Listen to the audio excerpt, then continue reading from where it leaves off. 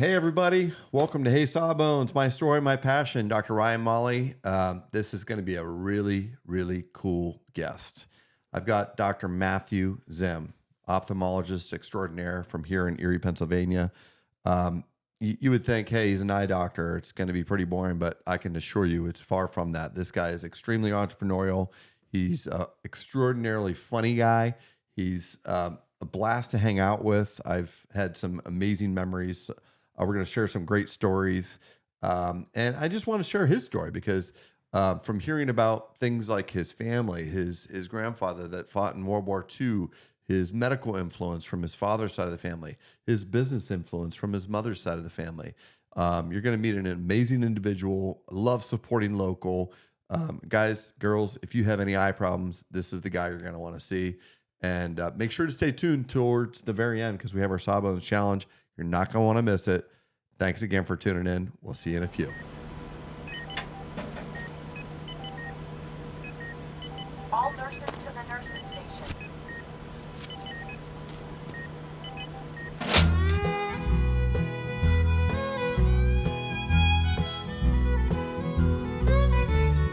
Lawless country people are real close family. Lately, some of my kinfolk don't get around too good, you see. When that doctor asked them, son, how'd you get in this condition? They says, hey, Sawbones, I'm just a carrying on an old family tradition. They wanna know, Doc, why do you think I got some pain in my joints from years of playing hard in this life that's too short? When that doctor asked me, son, how'd you get in this condition? I says, hey, Sawbones, I'm just a carrying on an old family tradition. Yeah, yeah, yeah. Tell me all about it, Doc.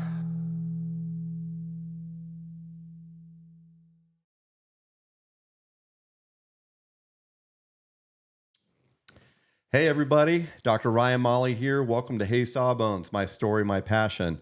I'm your host, orthopedic surgeon, cutter of bones, entrepreneur, loving husband, father of 3 boys. And today I am super excited to have our special guest. It's Dr. Matthew Zim. He is an Erie native. He's an ophthalmologist here. Little did I know when I met him that we had so many things in common, including that our wives are both from Michigan, that we both trained in the Metro Detroit area. And I've known him for at least 6 or 7 years now. We've become very close friends. I have a tremendous amount of respect for him professionally for what he does for his patients, but also he's extremely entrepreneurial, has an amazing business mind. I'm constantly picking his brain on business ideas, but you're going to really enjoy this. Be sure to, again, stick around till the very end. We have the Sawbones Challenge. It's always a fun time. And without further ado, Dr. Zim, how are you? Good. How you seeing, bud? Good to see you, bud. Yeah, thanks for coming on. Yeah, thanks. Thanks for having me. So a little backstory before we got this started. Yeah. We were supposed to start filming at 7, and Yeah. I had some memory card issues, but you were patient, kind No enough problem. to wait around. So we're only about an hour and a half late, but it's a Friday night. The heck else are you going on a Friday night? Yeah, we're going to have some Nothing. fun here. Yeah, this is it. I was locked out my whole night. So we kind of went through a little bit of kind of the format of this. But what I always do when I start these is just to give the viewers, because I know quite a bit about you, but Sure. quite honestly, every episode that I've done so far, I've learned quite a bit about my guests, even my best friend who I thought I knew everything about. So Wow. let's hear a little bit about who you are, where you're from, and Sure. kind of your journey from, growing up to where you are now, both professionally and personally. Yeah. So, definitely born and raised in Erie. Spent the bulk of my life here and, grew up with 2 sisters, one older and one younger, and parents both from Erie as well. And grew up really in a medical family, lots of physicians from, my grandfather to aunts to uncles, lots of nurses, my grandmother, aunts, and just down the line, lot of medical influence in my life. So kind of growing up, it was always interesting because I got to, check out different things, work things, and spend time with my grandfather, spend time with my uncles. What type of physician was your grandfather? My grandfather was an ear, nose, and throat surgeon. Okay. So, practiced in Erie for a really, really long time, and really enjoyed his presence in my life growing up and just hearing his stories. And, grew up in a time that's just, well, nowadays it may be similar, but, tried to get through medical school, got shipped off to World War II, fought overseas for years and years. And how he even survived is beyond me. Like most of the people in his unit were killed. He was, promoted. He ran his whole unit, and he was there for a long, long time. And then, ultimately came back and then finished his residency and went into practiced ear, nose, and throat for, I guess 40 plus years. Wow. But, you think back of the things that he had been through, and any little glitch, could have changed life for everybody here. I mean, I wouldn't be sitting here talking to you if something happened to him in Germany. Yeah. And my grandmother was a Navy nurse as well. And Is that how they met? They met prior to that, if I'm not mistaken. I don't know that 100%, but I believe they met prior to that. She had 4 or 5 brothers. They were all physicians. And, so yeah, they ended up ultimately getting married, having family. And, so just a really interesting story there. And I think even though she was in the Navy, my grandfather was in the Army, I think there was a running joke that she outranked him, whatever the equivalent rank would be. So I don't know how that went over, but I think it ended up being just fine. But, so growing up, big impact there, sitting there hearing my grandfather's stories and the war and the things that he had been through. I remember one specific story. He told me that he was in a Jeep with one of his privates or something, and the Jeep broke down. They blew a tire, and they're sitting on the side of the road getting this Jeep put back together. And he just looks up, and there's just 2, German soldiers standing over him with machine guns. And, he thought this was going to be it. This is it. And, ultimately they handed him a card that said they were surrendering. And they surrendered to them right there on the spot. And, but once again, I'm just, I think of, thinking of childhood and growing up and how those little things could have changed all of our lives, dramatically. If something happened to him, probably wouldn't even exist. Yeah. So we had the medical side of the family. And then on my mom's side of the family, all Italian, full-blooded, and they were in the clothing industry. So my grandpa, Ralph Battaglia, had started a men's clothing store with a partner, I think in the 1930s, 1940s range, probably 1940s. May have even been the 50s. Sorry, I'm not sure on the date of that. But had a great custom-made clothing store. So, he built up a great reputation for fine suits and custom menswear. And that's a time when men really dressed. Oh, yeah. Top hats, suits, blazers, pants, dress shoes. They weren't dressed like this on a Friday right, night. like this is just we got the casual look on. But yeah, and women dressed, and they went out. They partied, 3-4 nights a week, and they were out all night, and they're dancing, and they'd be back at the house at 2 a.m, and my grandpa would drag all his friends over, and my grandmother would have to make meatballs and sauce and all that kind of stuff. Wow. So very hardworking people doing the grind, day-to-day stuff, and just making ends work. And then so I got to see that growing up too. And then my uncle Jack, my mom's brother, ultimately ended up taking over that clothing store at one point. Closed it at one point. He was doing some things in Vegas and in different types of land development and things of that nature. And, ultimately reopened it until his retirement several years ago, and then moved to Florida. My mom was also very involved in that as well. So, she'd be at the store. My grandmother was at the store. My uncle was at the store. And I'd be doing whatever they needed to. A true family know. business. Yeah, it was a family business. So I'd be stocking shelves, breaking boxes, taking garbage out. Whatever they needed me to do, I did it. Changed the sign out to the store. I actually worked at that store off and on through high school, college, and even a little bit in medical school. Where was it at? Initially, it was located downtown on 9th and State. Okay. And then when my grandfather had passed and Taggart's closed at some point there in the 80s, I believe, my uncle reopened it on 12th and Pittsburgh Avenue. There's an Erie, Okay. Erie Bank there now. It was ultimately knocked down, but it was there for quite a few years until my Uncle Jack retired and moved to Florida. Got it. So family business there. So it was kind of neat. They had the sales approach, and the custom clothing and all that on my mom's side. And then my dad's side was primarily medical. And then my dad's a dentist. He grew up in Erie as well, and, through college and then dental school at Pitt. And then short time in the Navy. I think he was in there for 4 or 5 weeks or something, enough to get a uniform. And, which was pretty cool. And then, dental school. And then he Sure. came back to Erie as well and had a dental practice for 30 plus years. And so I'd go in and watch him as well. So, that was really neat getting to see what he did, see what my grandpa did. And, dental was really neat. He had a great lifestyle and a great way of life and, nights and weekends free, but I wasn't nuts about digging around in people's mouths. So it just wasn't for me. Yeah. But, you learn a lot. You see him running his business and how he did it and talking for patients and caring for patients. And, same with my grandfather, he was always, pushing along and bringing new technologies to Erie. And I think he did one of the first microscope-based surgeries like in the state. I think he did the first ear-based surgery using a microscope in the state, which seems basic now, Wow. but watching that progression of technology, I got to see a lot of those cool things. Across the board, we had ophthalmologists, ENTs, plastic surgeons, radiologists, cardiologists. Down the line, we had some exposure to a lot of different specialties. of So how'd you medicine. settle on ophtho?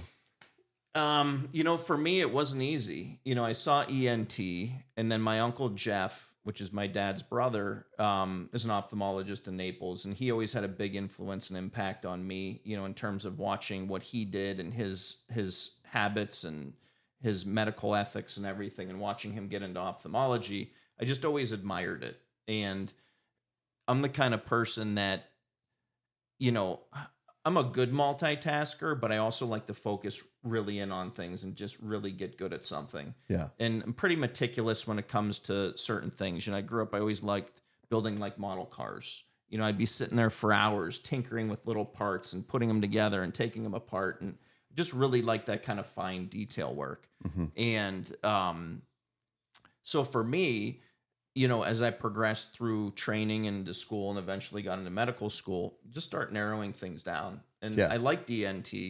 I liked ophthalmology. Those were probably my 2 top picks. Did you kind of know you wanted to do something surgical though, because of I your did. hands and everything Absolutely. like that? Yeah, and I just wanted to be able to help people and increase their quality of life, and not that you can't do that with a lot of different areas of medicine, but to me, it came down to a specialty that I could really hone in, really focus my surgical skills, have that meticulous type of work, and give people, like, vision to me is just so important. If you sit there and close your eyes, I mean, God, help and God bless the people that don't have vision. I feel horrible for them.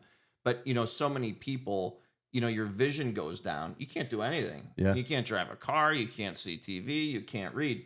And, with the very refined surgery, I thought I can get in there. I can make my impact. I can help a lot of people and change their lives in a way that, is very impactful. In ENT, I liked it. It was more broad. You're in the nose, you're in the ears, you're in the throat, it just was a little bit too broad for me. So Yeah. with ophthalmology and cataract surgery being something I was really interested in, I just felt I could really hone my skills in and really learn them well. And so that ultimately led me to ophthalmology. The process of getting there, as you know, is not easy. No, it's an arduous process. Ugh. I just remember in medical school, like one of the first days, it probably wasn't the first day. It was definitely in the first year where they were like, you really have one decision to make. It's medicine or surgery. That's your first decision. You kind of need Yeah, to narrow down. I agree, And absolutely. quite honestly, I didn't know because I thought I wanted to be primary care with an emphasis on like sports medicine, non-surgical. And then once I got into where the operating room, it was like the light bulb went on. Yeah, But, right. You felt that passion. You're like, this is it. me. yep. And I think that's so important no matter what you do. Whether you're in medicine or some other field, you just have to find something that you're passionate about. And it makes it not like work. Yeah. You're not dreading, Monday morning. Like I tell, a lot of people Sunday night when most people are gosh, I got to go to work tomorrow. I'm excited. Right. I'm excited, Right. you know, and I get to get back into my element, help people get in the operating room, which is quite honestly like my sanctuary. No Sure. one can bother me. I can kind of tune in, focus on my passion. I joke, I say it's Tiger Woods on Sunday with his red on. That's Just right. Laser focused. Yeah. Yeah. And you can kind of block out everything else. There's no distractions and you can work your art. Exactly. You know, and as you know, the most challenging thing is you can have an interest in something, but there's a lot of steps along the way to get there. And, you know, I was not the smartest person in the world when it came to book smarts and understanding things. Like I did not pick things up easily. I knew from an early onset I had to work. Like in order to do well and excel, I had to study my butt off to get things understood. And that was from an early age. You know, I could learn it, but some people just pick things up rapidly. It always took me a little bit longer to learn it. So, you know, I was dedicated to school, probably starting in first or second grade. I had, Oh, wow. you know, I think a teacher asked me what you wanted to be when you grew up, and I wrote down I wanted to be an ophthalmologist. Believe it or not, that was high on my list even in second grade. And I think I even spelled it correctly, which was I don't you think know, I can spell it correctly right now. and I can barely spell it correctly anymore as I'm getting older. You get forgetful. But you know, so then through school, I knew I was going to have to work twice as hard as everybody else, get up early, stay late. You know, through high school and through college, that was my ethic, and I just had to work my butt off to get good grades. And you know, You were grinding. grinder, gonna grind. You have to I grind. appreciate that so much more. Not that I don't appreciate it when someone has a gift of being able to pick something up easily, but Sure.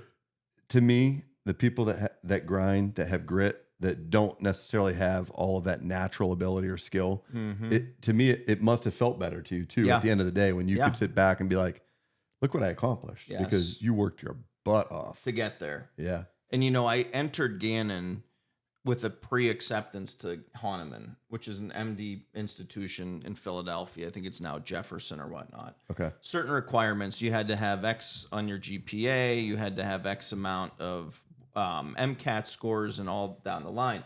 Crushed Gannon. I mean, I was 4.0 across the boards, Dean's List, President's List. And when it came time to take my MCATs, the minimums were 8s. In all, there are 3 sections. You had to Yeah. get 8s in every section. And I remember, I think I got an 11 and a 12, and I got a 7 in verbal reasoning. And Hahnemann looked at me and said, "We're not accepting you into our program." And I said, "Whoa, you know, I've hit every requirement, crushed this, that, the other." The 7 was the deal breaker. Wow. And they just shut it down. It was boom. We had way too many kids in your year in this program. So that was like a shot. And I'm like, man, I worked really hard to get to this. And then I just like totally failed. And, you know, so I had to scramble. And just like anything, I don't give up. I mean, I'm Yeah. passionate about what I want to do.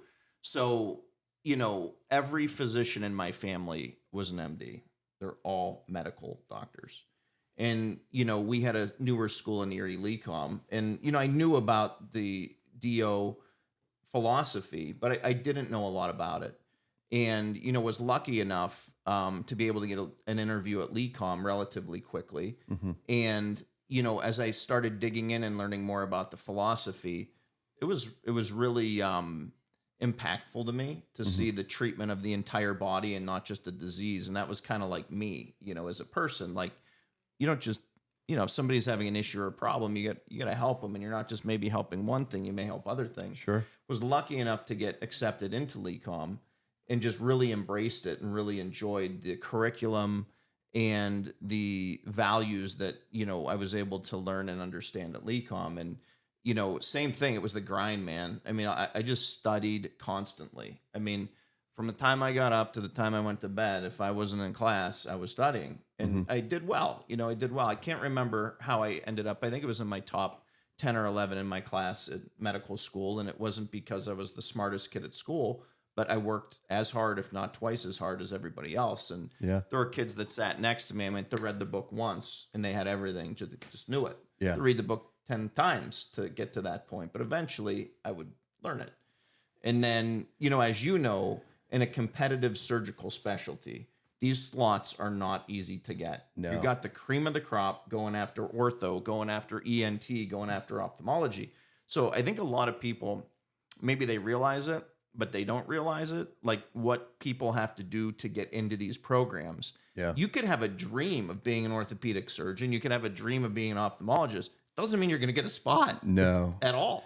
It's funny because I look at getting into medical school. I went to LECOM as well, and Yep. I was a little later to the ball game. I didn't know I wanted to be in medicine. Okay. I've talked about it on a couple previous podcasts, so I won't go into the details. But original plan was chiropractic school. Sure. Just happened to be taking a lot of the pre-med requisites because Yeah. I needed that for that. And literally, I changed like third year of undergrad. Wow. And had to get prepared to take the MCATs Yeah. like very, Yeah. very quickly. Yeah. I only had about 3 or 4 weeks to prepare Whoa. for the MCATs. That's So I definitely wasn't getting into Hahnemann with my scores. And, you know, it took me a while to learn how to study and how to really become a student.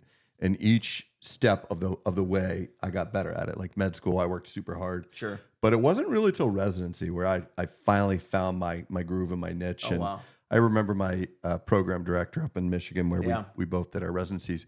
There was 2 residents per year. Most years, 1 year there'd be one resident. But there was my co-resident was one of the kids that you talked about, super brilliant, smart. Yeah. And Yeah. my program director called him the show horse, and I was the workhorse.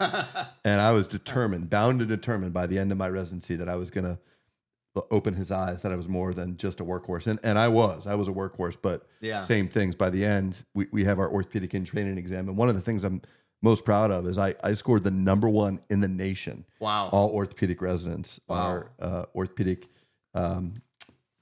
boards. Good for that was your orthopedic in service. Well, no, we did well. I was top 5% OITEs, orthopedic in service, but Okay. our actual written boards, I got the #1 Wow. in the nation. But That's pretty awesome. But what I was going to say is like, we always say like the best residency you get into or the best medical school you get into is the one that you get into. Yeah. Right. And then you just make whatever you Yes. can out of it. Right. Yes. Whether it's LECOM, whether it's Hahnemann, whether it's Duke, whatever it may be, You got it. you're going to get out of it what you put into it. Yeah. It's fun. This brings up a pretty good story in residency. Once again, my test taking skills on national boards were not very strong. So we had 3 residents per year, and it was the OCAP, was the in-surface exam that every ophthalmology resident would take once per year, and it would compare you against the first, second, third year residents across the country. And I remember my co-residents, Vicky, Rashawn, and I sat for the in-service exam, and then I don't know, 6 weeks later, Dr. Rubin was walking in the clinic. He was our program director up through Michigan State, and he just had a really pissed look on his face.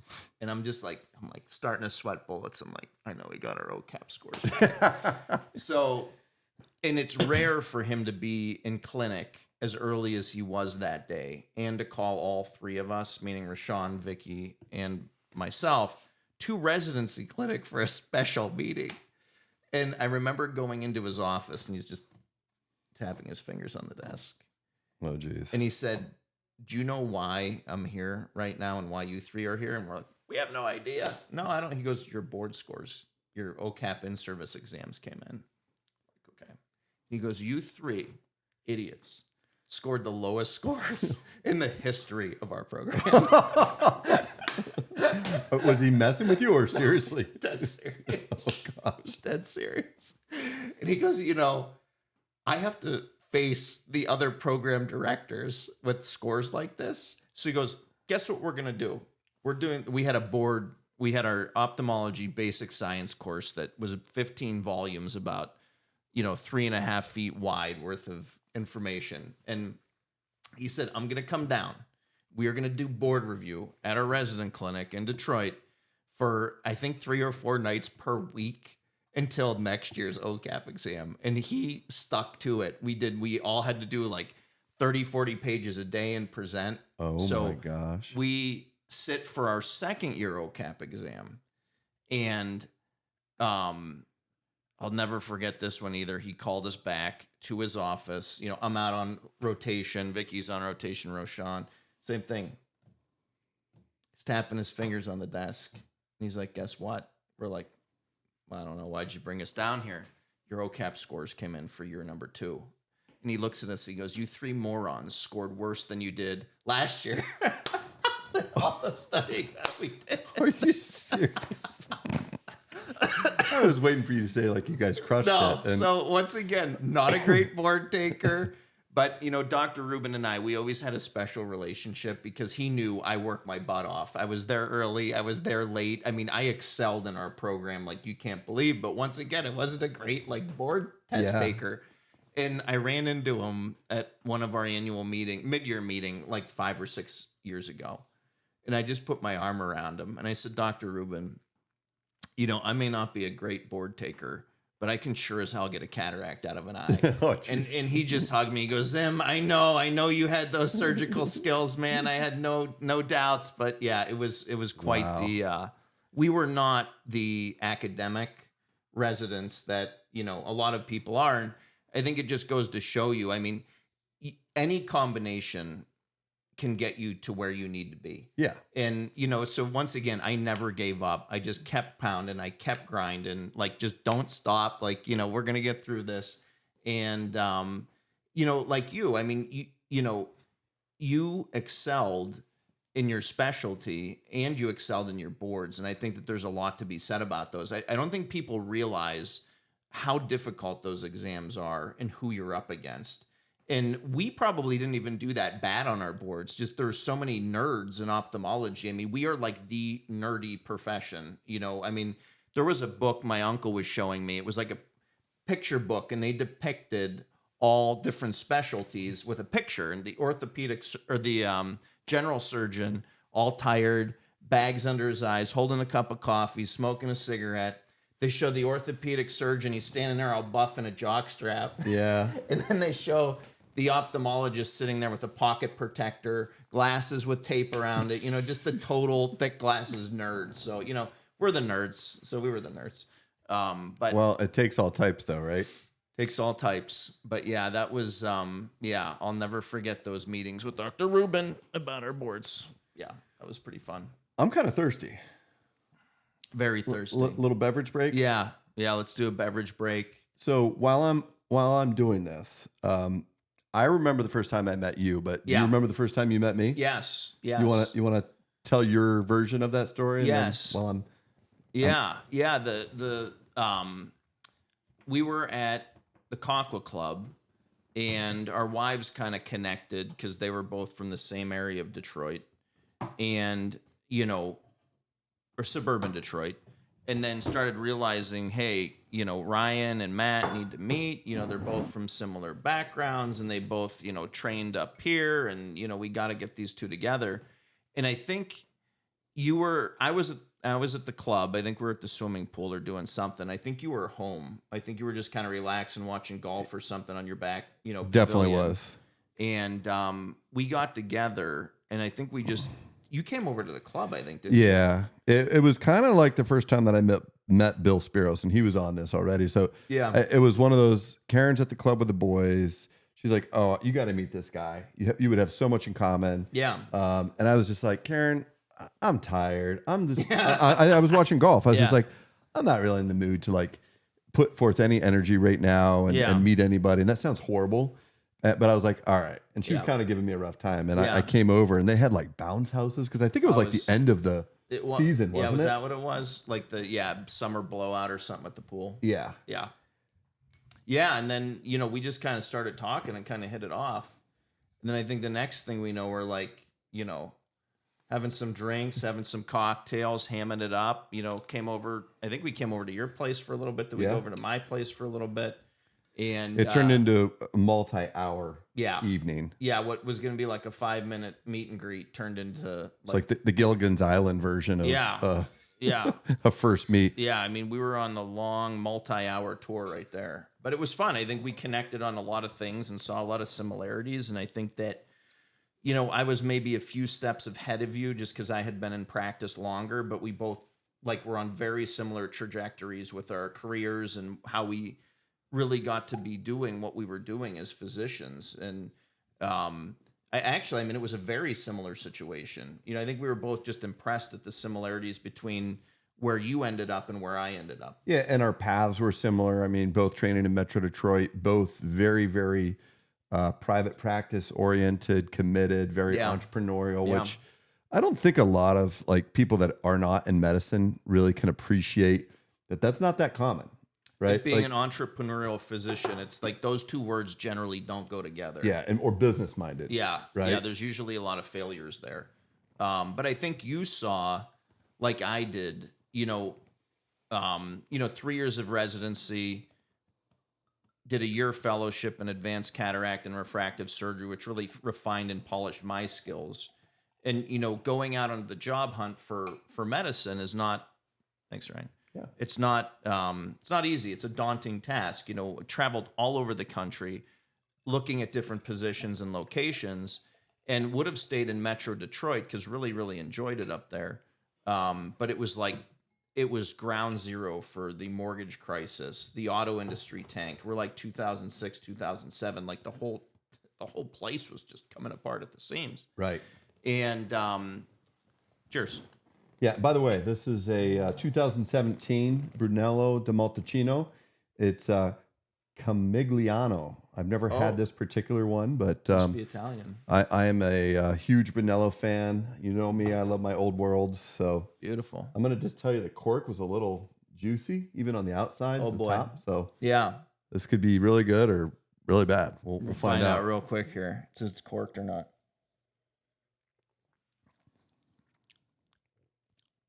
It's not skunked. Is it? It's on its way to turning into grape juice. Is it or no? Sometimes it takes a sip or two. Let it breathe for a minute. Yeah. I mean, it's a 2017. This a lot of people would decant this too. Yeah, let it breathe. not Let bad. it open up a little bit. Not bad though. No, So let it open up. all right, we're gonna get on to the next section. We talked about the questions. So Yes. you're gonna ask me 3 professional questions, and then 3 personal questions. Ground rules are 2. Yeah. You and I both can veto 1 question. Okay. I will tell you are episode 6. So of the 5 previous guests that I've hosted, no one's vetoed a question. So, no pressure. boy. Right? No pressure. Okay. And pretty serious. just remember, parents are probably watching, kids are watching. So take the training wheels off. You can ask whatever the hell you want to ask. Yeah, got it. So we've had some embarrassing stuff. Yeah. Matt has not seen any of the episodes yet, but No.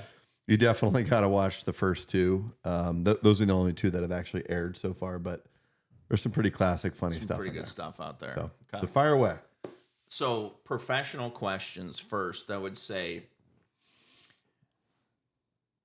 what do you find most rewarding about replacing a hip or a knee? I always joke with my patients and I say, good news. You're not going to die from this, right? You are not going to die from hip or knee arthritis. I've never had a patient die from that. Bad news. It's a progressive degenerative condition. It's going to get worse with time. It's just like a car tire that's lost the tread, that's now flat, that's now, running on the rim, and the rim is starting to bend. So I never tell a patient, you need to have a hip or knee replacement. You'll tell me when you're ready for it. But to answer your question, the most rewarding thing is honestly when they come back in, it's usually pretty quick too. Yeah. 3 weeks, not all the time, but 6 weeks, or if I see people out in the community, it's probably the very same for you. Yours is probably more immediate though. I mean, because yours like you go in, you quick. come out. Yeah. Whereas mine, there's quite a bit of recovery from the insult of the operation itself. But Yeah. just the hugs, the embraces, and seeing these people get back to doing what they did before. Yeah. And getting back to being able to play with their grandkids, being able to just simple things like going out to dinner with their spouse. Yeah. It's a debilitating condition. And they just say like, you've given me my life back. And, Yeah. and they'll oftentimes joke, they'll be like, I had one lady literally brought herself to tears, brought myself to tears, where she said, I know you said that you've never saved a life. She goes, but you did. Yeah. And she was that down and out, depressed mentally, emotionally, and was on the verge of suicide. Oh, boy. I mean, it was Scary. kind of a powerful moment when she told Yeah. me that. And it had me reflect, because I joke about what I do. I'm just a carpenter, right? I use power tools and I work on bone and I put metal and plastic in. But when you really sit back, I'm sure you do the same times when you can reflect on it. You're like, this is pretty a big deal. Like we do help these people. And we're able to get them back to physical activity and just enjoying life again. So to me, that's the most rewarding. Pretty awesome. Yeah, and it is debilitating. We have a lot of crossover, and have patients that can't even get out of their exam chair, because their hip or their knees are in such bad shape. Yeah. Then I'll see them 6 months later, you did their hip or their knee, and they're like, oh my God, I'm bouncing around like a, I don't even know what bounces Chimpanzee? around, like Chimpanzee, chimpanzees, maybe? they bounce, maybe like an orangutan or something. Yeah, something like that. Something that bounces. Yeah. But yeah, that's pretty awesome. Kangaroo? Kangaroo. There we Bouncing go. around like a kangaroo with a pouch. So, pouch. All right. So, question number 2. For you. Yeah. What- You're so- going to fire 6 at me. You've had a tremendous trajectory of growth over the past several years. I've watched it. I'm proud of you. Very proud of what you've accomplished because I know it is not easy.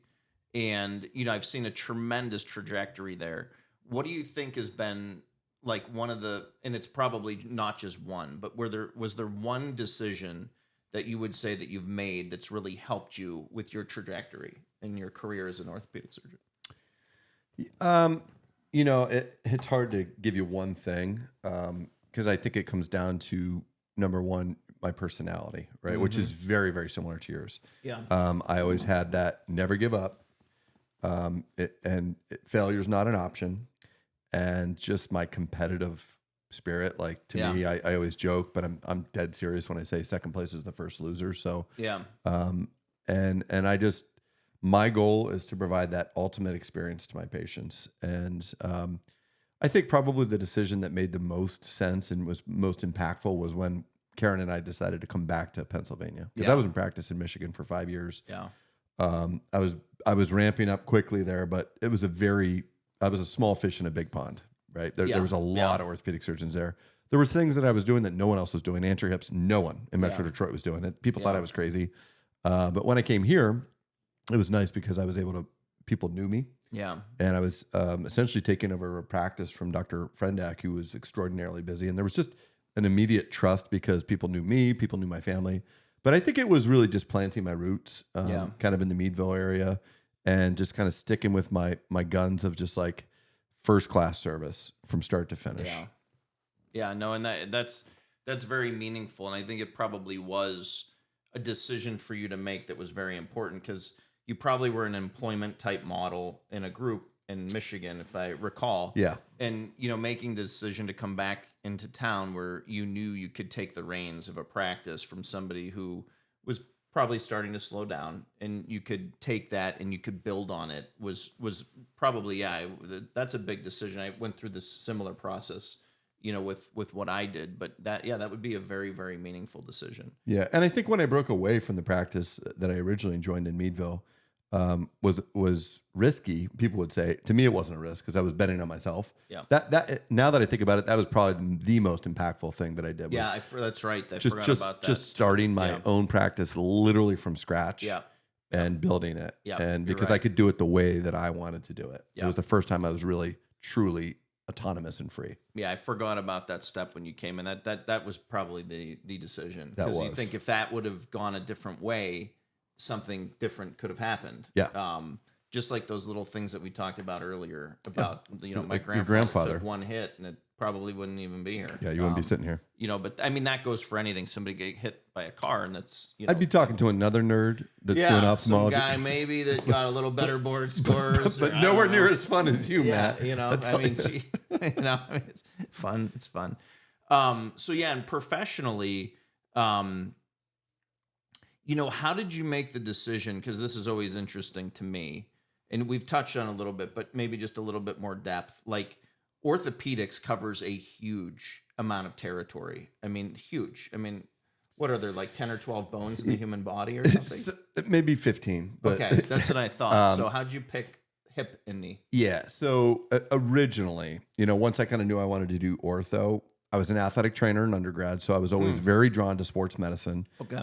athletics. And I was like, all right, I want to do sports medicine, Yeah. right? I want to do arthroscopic surgery. So I was pretty good arthroscopically as a resident. It's its own kind of beast of a learning curve because you're using your hands while working and triangulating into a joint where the instruments are, a foot away from your hands. Yeah. And you're looking up at a computer screen, like a video. Yes. And left is not, you know what I'm saying? Up is down, down is up, It's left not is for right. uncoordinated people. It's not. And so that was very fun for me to do those operations. yeah.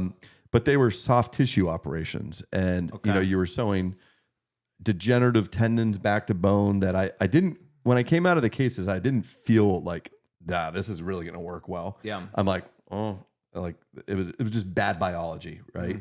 Now there were some fun cases. You're doing ACLs on young athletes, but I also saw that those ACLs went on to get knee replacements like almost all the time. Wow. Not immediately, but 15, 20, 30 years down the road. And when I started doing, I really like trauma. So, I mean, there are so many different fields of orthopedics, right? Yeah. You've got pediatrics, you've got spine, you've got hand, you've got sports, you've got foot and ankle, you've got tumor, total joints. I mean, the list goes on and on. But the two that I really, really liked were trauma and were total joints. Okay. What I liked about both of those, the similarity was the immediacy and it was very concrete. The bone was broken. I fixed it. Yeah. It's going to take some time for it to heal, but like it's like putting a puzzle together. Sure. It's fixed. Yeah. Very different from the beginning of the operation to the end. And you knew it was probably going to heal. Total joints, the knee or the hip is arthritic. I come in, I remove the arthritic joint, I replace it. Almost immediate relief, especially with hips. But there's that recovery period, but they do so well. What I didn't like about trauma was the unpredictability with it. I didn't like being woken up at 2 a.m. Yeah. And I get a little anxious with that kind of stuff. I'm a workhorse, so I do high volume, and I have no problem with that, but I like to know what my schedule looks like. Sure. So I can mentally prepare for it. I don't like to be thrown things out of the blue and Makes sense. Yeah. know that I could have 2 cases or I could have 8 cases Yeah. tomorrow, depending upon what came in on call.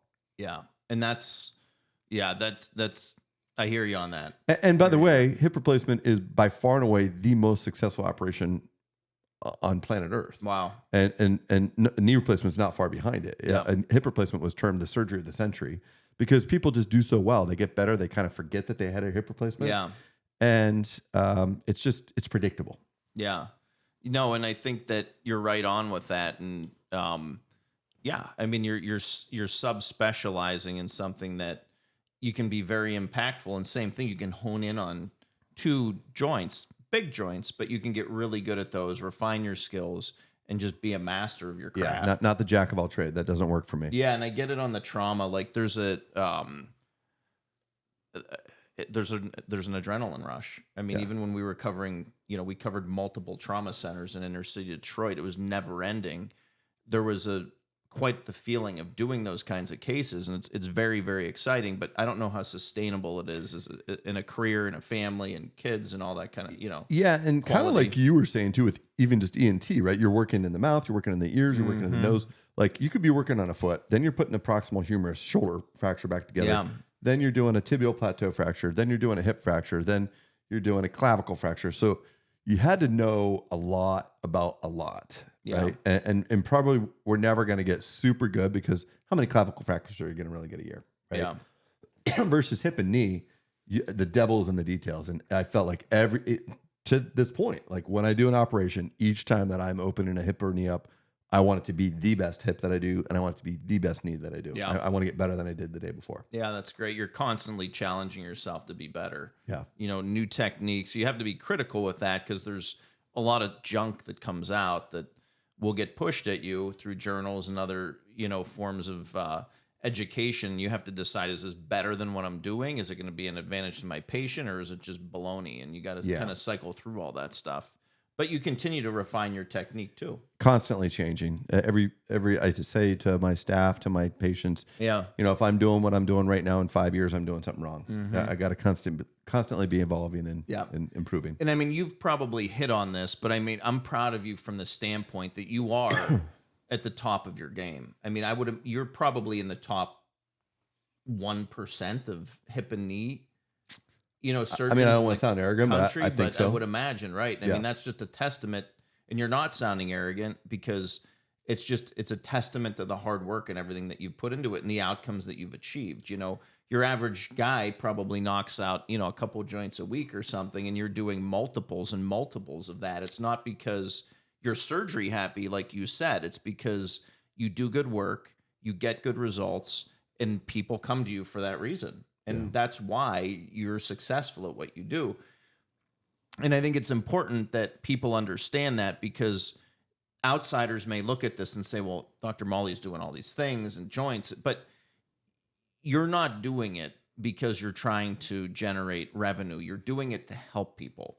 And at the end of the day, that's what we focus on, is helping people. And those other things come with time. You don't focus on those things. Yeah. You know, but people don't understand that. You're a hardworking guy and you're doing this to help people. And that's what we focus on. It's so funny you bring that up, because I think it was Jared's episode that we talked about that I said, people that focus on the dollar or revenue Yep. are going to fall short Absolutely. almost 100% of the time. They're focusing on the wrong thing. Yeah. By focusing on the process and for me, taking care of patients, that stuff just naturally happens. You got it. It's the people are putting the wrong focus on the wrong things. You got it. And they falter. And, you know, Edward J. Zim Sr., my grandfather, his motto was, you practice good medicine and the rest will come. Yep. And at the end of the Falls day, into place. that's what you do. You take care of your patients, you get good outcomes, and those other things come with time.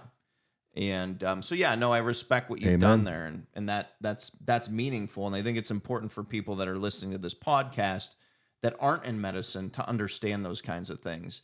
That, you know, you're just trying to help people. I'm just trying to help people. We've come to a point where, yes, you're at the top of your game. I'm at the top of my game, but it's because of the way we take care of our patients and the outcomes that we get that we do that kind of stuff. Yeah. And I think it's an awesome thing to, you know, be able to talk to you and talk about these things, because we kind of both get it. Yeah. We're in the same trenches every day helping people, and it's a great feeling at the end of the day. You know, Amen, it really buddy. is. Yeah, it's good stuff. It's good stuff. So we want to shift and do some personal questions? Yeah. Let me think of some personal questions here, huh? Oh God, You can keep it funny too, light. Yeah, and- good and questions. Like, Embarrassing, whatever. what? So, are you done having children? It's funny. I was It talking doesn't about get this yesterday to one of my staff, and I said, you know what? She was saying how her child is 7 years old. She's like, I don't know, because one of our X-ray techs just had a second baby. Okay. And I said, how's Gina doing? How's the baby doing? Oh, they're doing great. She goes, you know what? She goes, I said, I miss those days, but I don't miss those days because Yeah. of all the stuff. And Yeah. Karen was great. She did all that, like changing Yeah. diapers. Yeah. I would change wet diapers. I just didn't do the The poopies. poopies. Yeah. The poops. And if she would leave me alone at home, I was like, it's got another half hour. It may go more, right? I don't want to take it off it's not- prematurely. No. But up until a couple of years ago, I was literally all in for a fourth. Whoa. And Karen, we were on a vacation, just the two of us. Yeah. And I think it was our 10-year wedding anniversary. So it was 5 years ago. And we were but we're at the point now where she'll joke. She'll say, yeah, my eggs are all dried up and Yeah.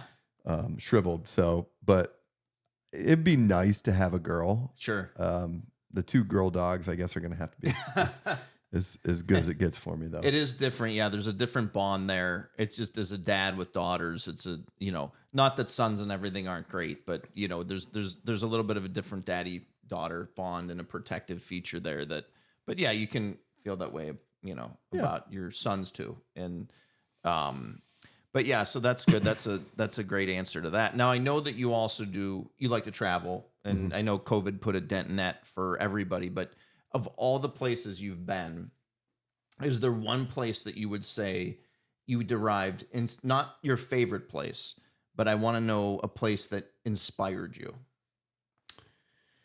Yeah. I have traveled a ton, and I've been to multiple European countries. I've been to Italy, gosh, probably 6 times. Yeah. And that's where my father's family is from. So every time I go there, there's something very special about it, because it just, I feel almost like a gravitational pull towards Wow. it. Yeah. And when we went this past October for 2 weeks, I took my parents. It was just one of those very, very special moments. Definitely not my favorite place that I'd ever been. Yeah. But it was where my grandfather grew up. Okay. In Tuscany. And This was your dad's? my dad's dad, Santi. Okay. He came over when he was 19 years old. Never saw his parents again, but he grew up on the top of a mountain Never saw his parents again? No. Just immigrated to the United States, and that was by it? himself. Yep. Wow. through Ellis Island. Through Ellis Island. His brother Ennio did come over probably 15 to 20 years later after Okay. World War II. My grandfather came over in 1931. Okay. And I think Ennio came over mid to late 40s, early 50s. Yeah. And they reunited. But when I went to like his hometown, which there's no permanent residence anymore. Yeah. So all these abandoned homes. Wow. There's some vacation, but it's on the top of a mountain. It takes forever to get to. Yeah. There's no stores, there's no restaurants, there's Wow. nothing. But the reason that I kind of picked that as what really inspired me was just how simple his life was. And he really just wanted to do something and make something better of his life, and Wow. took a massive risk, and went out of his comfort zone to leave and come over here. Didn't know any English when he came over. Wow. It's And impressive. you know, just to be in that spot, we got to see the house that he grew up Oh, in. wow. Got Wow. to see my great grandfather's it's in a mausoleum, so his burial kind of chamber, if you Yeah. will, with his photo on it. And you know, to share that with my dad, like we literally looked in and took a step inside this house that was, you know, all made of stone, some wood beams. It was still standing, but no one had lived in it for probably 20, 30 years at least. Wow. So, and my boys were there too. So it was just like multi generations, and you just kind of felt like just this like very Hits you. yeah. It was just one of those visceral types of things where you're just like, wow, this is where it started. Wow. That's pretty impactful. Yeah. And that inspires you to say, hey, this is, once again, that was your roots. Yeah. Like, he didn't come over here. Something happened to him on the way. Yeah. There is no me. There's no you, There's no right? our family. So yeah. It's very impactful. It's very meaningful.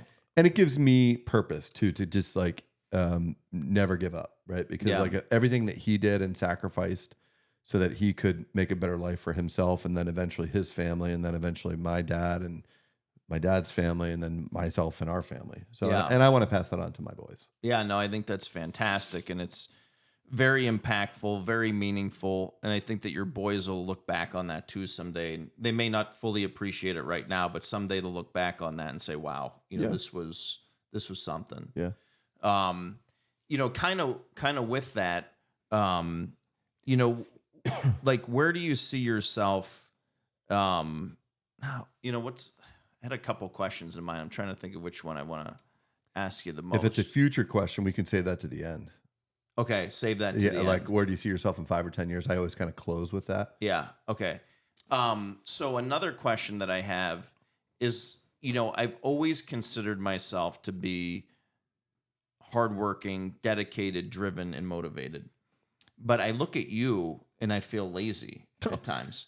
And I say to myself, like, so it takes grit and it takes force to achieve what you have achieved. And kind of similar to your travel, but like what drives and motivates you, and what inspires you? Because I think not only as a surgeon, but as a person, like, there's not a lot of people that have achieved what you've achieved, not just in medicine, but in life. And, you know, I've seen just in the years that I've known you, tremendous growth in your career, but also in your personal life, and in what you've done and what you've created. Like, what drives and motivates you Yeah. as a person? It stems from my parents, right? And my father was the ultimate workhorse, and I mean, he was waking us up at 5 a.m. in the summer. Okay. And we were out playing basketball for a couple hours. I grew up on a farm, and then we were doing hay to feed the cows. Wow. We were out in the woods cutting wood, because my parents would heat their house with wood today. Okay. So there was a tremendous amount of work ethic that was instilled at a very young age. Yeah. You know, my sisters, I have 3 older sisters. They always joke. They said, "You never did chores. You never did this. You never did that." I'm like, "Yeah, right. You guys were gone and out of the house when I was doing the majority of the work that you guys didn't see." Yeah. And, you know, I think they would joke. They'd say, "You always said you had to do homework." And I didn't really, unlike you, I didn't put much emphasis into my studies until I got further along. Sure. But to me, it's just like, I hate to lose. And Got it. it just, Ever, like, since a young, yeah. it You just know, wasn't. it just wasn't an option. And I'm not saying that I haven't lost, because I've lost a lot. Absolutely. Right. Yeah, same here. But that being said, it's just that taste of defeat, it just kind of motivates me to work harder. Okay. And, I've never, like, to me, mediocrity is not in my vocabulary. Yeah. If I'm going to do something, I'm going to do it big, Sure. whether it's building an office, whether it's building a practice, whether it's building a family, building a house, building going on vacation. It's just like, life is short. Yeah. I'm going to enjoy this. Yeah. I'm not going to be stupid, but I'm going to enjoy this. I'm going to give it everything I have. Yeah. I'm going to enjoy the fruits of my labor. Because I think a lot of times people, they get so sucked into their work and their jobs Sure. that they can't enjoy it. Yeah. And that is far from the truth with me. I mean, Yeah. you know that. Yeah. Like, No, I admire that quality in you. To yeah, be able I to can do that. unplug with the best of them. But as soon as I unplug and get kind of like that out of my system, it's like, all right, let's go again. Let's get back on that treadmill and start Yep. grinding again. So I mean, I get it. So at the end of the day, it's just, you hate defeat and you want to do everything you can to make sure that you, like you said, it happens, but Yeah. you're motivated, which makes It's good. like a fear of failure. Yeah. And Okay. it's always been there and always will be there. And it's almost like a blessing and a curse because, sometimes I'll just speak for professionally, right? Like if a case doesn't go as well as I want Sure. it to go and a patient doesn't do as well, and they get very frustrated and they think that somehow, some way I did that personally, like Yeah. that I enjoy that, or maybe not enjoy it, but like that it doesn't bother me. And it's like, boy, they don't know me Yeah. at all. No. Because I You lose take that sleep personal. over Yeah, it. And I come home and I tell my wife, and I feel horrible, whether or not it was something that was in my control or out of my control. Mm-hmm. So it's just like, I try to learn from every situation so that I don't make that same mistake Sure. again. Yeah, and it's tough sometimes. You can go down that rabbit hole in surgery because you have a lot of variables, and your surgeries are probably way less predictable as well because you're dealing with comorbidities and things that come up that you have to deal with when you're in there, and you can't always prepare for that. But you do the best that you can. But I mean, you can beat yourself up over those things. But I think the way that you're wired and you're motivated and driven, you care about your patients like we should as physicians. That's I why treat we're in it. every patient as if they were my mom or my dad. Absolutely. Every single Absolutely. time. Yeah, and I think that that's a quality that you don't find every day, and it's kind of it's in there in you, and it's what makes you who you are, and why it makes you excel as a surgeon. So, I think that's big. That's big time stuff right there. It's important for people to understand those things. For sure. And they don't get to see that side of you. I mean, I know that they do to a certain extent, but when you're getting pulled in 1,000 different directions in the course of a day, and you can only dedicate so much time and so much effort to every item, you get, sometimes it gets lost. Yeah. So, It to them maybe seems like it gets brushed under the rug, but it doesn't. Yeah. I can assure you of that. yeah, no, and those things do keep you up at night. You want the best results for your patients, and it's just interesting talking to you and seeing all these similarities in how we practice and how we approach our patients and how we care for our patients. Yeah. And it's meaningful. I mean, that's good stuff. I mean, it's a serious topic and a serious discussion, and those are some great answers right there. You ready to turn the table? Yeah, let's do it. So we need Boom. to get you a little bit more wine. Yeah, for this. it opened up. It doesn't taste like grape juice. It opened up a little bit. It's very tasty. This is from the mother country too. Yeah, this so- is good. The mother region. This is from Tuscany. Beautiful. So Thank you again. you're welcome. So first business related question. Yeah, So let's do it. Let's hit it. Hit it up. Hit it up. I've known a lot of physicians along the way. I've met a lot of physicians along the way, and I've met a few that I honestly respect for kind of their business savvy. But you are at the top of that list for me. Thank you. Appreciate that. I think I know a little bit of this answer based upon kind of your introductory. And I didn't realize how many physicians you had on your dad's side of the family. It's a lot. And I didn't realize how influential. I knew your grandfather and your uncle had the clothing store, but now that I'm hearing this all, it's so interesting to see that you had those two things. And I think that they truly blended beautifully for you Thank you. make your practice like the premier ophthalmology practice Thank you. in the tri-state area. Thank you. What would you say, or who would you say was, it doesn't have to be a person, but, or it could be a thing or a concept or a belief, but is there a person that kind of like helped really shape your business savvy? That is a good question. You know, from a business savvy standpoint, so yes, okay, so you collect different things from what you've seen. But I never really understood the business aspects of medicine from what I grew up with. That was just something that I saw patient care. I'd say probably one of the more business savvy was probably my Uncle Jeff. That's my dad's brother, Jeff Sim, the ophthalmologist in Naples. And then my Uncle Richard Maloney, who was a ear, nose, and throat physician in Erie, kind of took over my grandfather's practice. And then ultimately he evolved and ended up completing his training in facial plastics and ended up moving to Naples. Those were probably the two more, I mean, they all did it good, but those two are probably more the business savvy family members when it came to medicine. But I can tell you this, I saw what they did, but I didn't get any like pearls or a lot of feedback from them. I'll be honest with you. A lot of it was just within, but like I just trained myself. It was on the job. It was on the job. Yeah. I mean, so Dr. Stam, my predecessor, started our practice in 1979, grew a very nice cataract practice.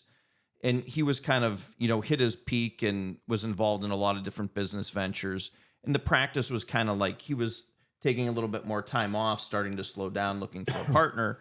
And that's when we kind of, linked up and when I looked at different things, I knew that this opportunity would be fantastic for me to take over an existing practice that had a great reputation, but, kind of just it's humming along, but was ready for new life. And when I took it over, it was scary. I bought a business and took a loan. Dr. Stam wanted to lease me the real estate, and I asked him if he would sell it to me because I didn't really want to have a landlord. I wanted to be the owner.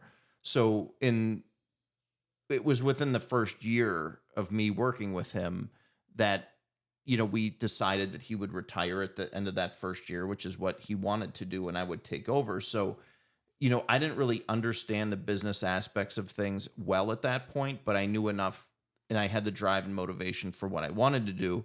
But I just dug in. I mean, I did everything. I signed every check. I saw every bill. I kept a ledger book. I mean, I literally hand wrote in a ledger book every entry in there, from things coming in from insurance companies to checks that I had to write, to all of these things.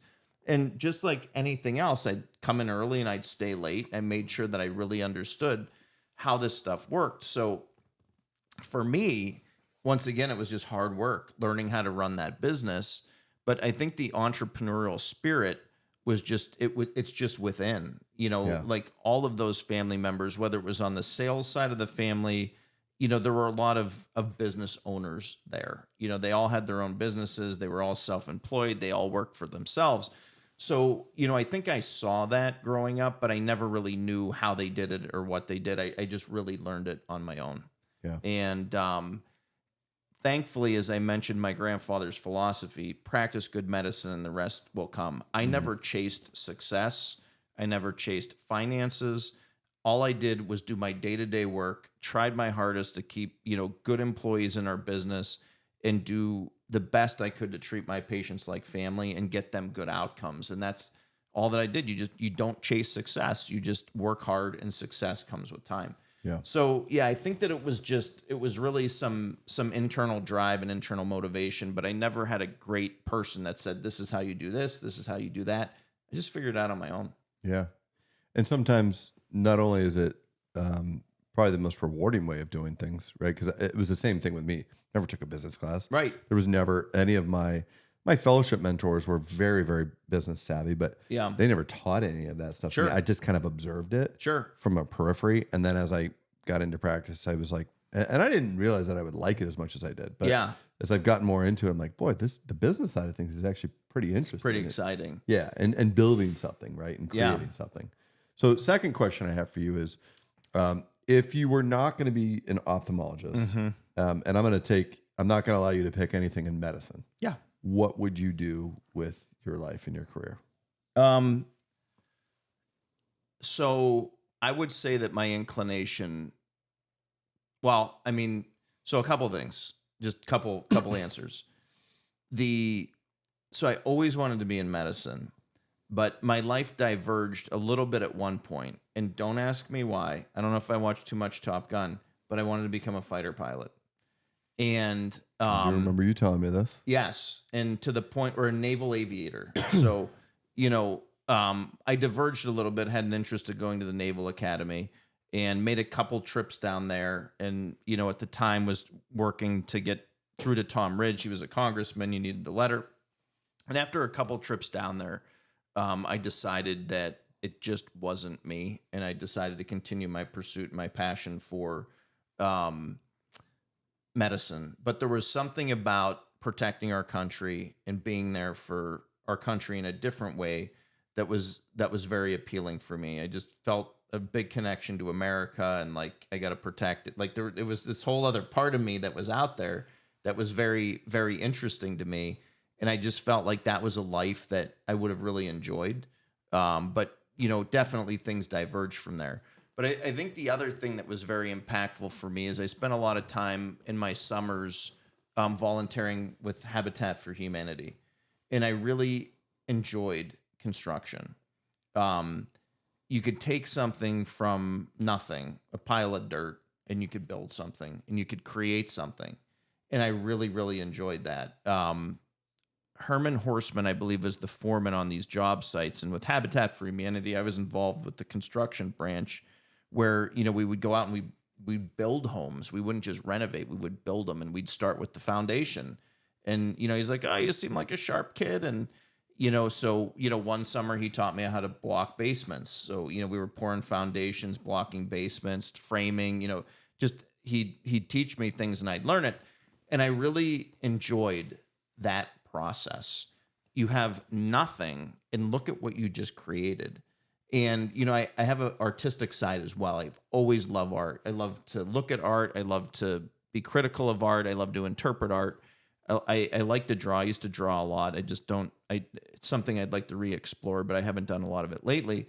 Similar, you create things. And so I really liked the construction, and I could have seen myself getting into a career in construction and in general contracting where I could build something for somebody that they would just really, really enjoy. And Habitat for Humanity was great because we were doing it for people that were really, really in need. And that was really motivating to me to help these people. But I really liked the trades that I learned along the way. And that would probably have been a career that I would have been really satisfied and really fulfilled with. So you would have been amazing at it. The more I hear from you, and I knew you had an artistic side. Did you know that I was really supposed to kind of go to art school? That's what my guidance counselor was big into. No, I don't. I haven't got into that. Drawing, painting. Yeah. Like, got some Michael Jordan paintings in the shoe room over there, but I always loved to do that kind of stuff. Was always very creative, and the same thing. I love building stuff. I did construction through high school summers, college summers, Nice. and always built furniture. And my office project was the first time I built like from ground up, and was. You were very involved. Yeah. I mean, from everything, right? Like Yeah. I did the initial blueprints. I wasn't drawing structural, Sure. blueprints. Yeah, and engineering stuff like that, and stuff. but all the other stuff. And I see the same kind of similarities with you. And just looking around this room, just like the little details of when I was designing things with Fred, and he's like, "You want this trim down here?" I'm like, "No, I think I want the cherry down there to contrast the got a good herringbone eye for here, that, and I want the barnwood." And mixing elements to me is like really fun, like things that people wouldn't necessarily think would go together. Yeah. With like barnwood and cherry. Right. So, but and I think that's probably what makes you such a good and meticulous surgeon. And I think the same thing with myself. Like I think of what I do on a day-to-day basis. Yeah, there's a lot of science behind it, but there's a tremendous artistic side to surgery as well. It is. It's an art. It's an art. So, final business question. Yeah. What would you say you are most proud of with the career that you have built and the practice that you've built. I mean, you've built an ambulatory surgery center. I mean, you're always, you said, I feel lazy. But I was like, dude, you always have a project going on yourself. But what would you say? Can you answer that? Or is it just a combination of things? But what is the one thing that at the end of the day, you're going to be like, wow, this is what I'm probably most proud of? From a career standpoint. Yeah. I mean, I would have to say, I mean, the practice has been fantastic, but I'm really, really proud of Premier Surgical Center. And I think that the reason that I am most proud of that from a career standpoint is because that is something that I took from concept to completion entirely by myself. And, the practice was one thing. It's built, it's grown, and it's been successful, secondary to my patients and my staff and everything that they've done to make this, because I can't do it alone. The surgery center was just, something that I dug in on my own. Mm-hmm. And, from start to finish, I was involved in every part of that process, even from acquiring the land. There was an area that I wanted to be in, but the land, I didn't know if we would be able to fit what I needed to fit in there. And there was a huge drop off to the land. So I had to get civil engineering involved from day one. And I'm like, guys, this is what I want to do here. But before I buy the land, can I fit this here? I had to almost design the damn surgery center before I bought the land to know if the surgery center could fit on the piece of land. So, the level of detail. And by the way, you got an amazing, you were in like premier location. Thank you. No. Yeah, pun thank intended. you. Appreciate that. Yeah. And I didn't realize the visibility that we would have there. And it's the type of business where, we don't really need visibility because patients are going there because I say this is where I do my operations. But right? It's nice to have the visibility there, but it's not like a McDonald's or a Tim Hortons where you want the visibility, but it ended up being way more visible than I had thought. But, every step of that process, I was involved. And then, we hit major hurdles, like COVID hit in, November, December of 2019. I had just purchased my land and I had just started into the design and development work. And the next thing you know, COVID gets to the US and it is a disaster. Like, we don't know where things are heading. There's unknowns. This is a respiratory disease. People are getting really sick. People are dying. And, we made the decision to close our practice to routine stuff on, I think, March 13th of 2020. And, I'm like, I have this massive project that I am well underway on. The land has been purchased. I'm working with my architects and my engineers to get this thing going. We shut the practice down. Nobody knew what the hell was going on. People are like, are you going to stop the process? I mean, what are you doing? Like, everything has come to a stop. And I said, well, if you look at history and you look at pandemics and you look at viruses and what happens, I mean, this is probably going to be with us for a while, but I'm definitely not hitting the skids. Like, I am staying full throttle on this, the best that I can. Nobody knows what tomorrow is going to bring. But during our shutdown from March 13th of 2020 to May 18th, I just busted my butt with my engineering team and my architecture team every day on Zoom meetings because everybody was at their houses. You had time. Yeah, I right? had the time. So, you make hay. And, so I worked my butt off to focus on those things and those elements while we were shut down. And then, we reopened on May 18th, back to surgery. But, there were still unknowns. There's no vaccines. People are sick as dogs. People are dying. And then we got through the architecture and engineering process, and it was like, we now have to start construction. And, that was difficult, selecting contractors when nobody could get the... So all this process is going Supplies. on. Because I was building my building at the same time. Yeah, you know what was going on. It was like, oh my God. You couldn't even get a friggin' window, so Yep. Hats off to my contractors, Rob Doyle at Frontier General Contracting, to get everything on track the best they could. They're dealing with labor delays, supply issues, people sick, not coming to work. I'm just trying to go to work, see my patients. Who knows when this is going to all calm down? So, and the reason I'm telling you all this is I think that this is probably, from a business career standpoint, my greatest accomplishment, not only setting up the ambulatory surgery center and everything that comes with that, but doing it during a frigging pandemic that was really, really awful. And then, you know, you get the puppy built. That's just the beginning. Yeah. You have to Because get PA Department of Health. Yep. You have to get Medicare. You have to get accredited. You have to get the insurances. It is like it's not just building the building. that was. I mean, at the end of the day, easy you're part. like, this is probably easy compared to what The other easiest part obstacles. of it is when I stopped the design and development and the contractors took over. I'm like, there's really nothing I can do at this point. Like, they just need to build it. I mean, I was there every day making sure that things were getting done the best that I could to plan.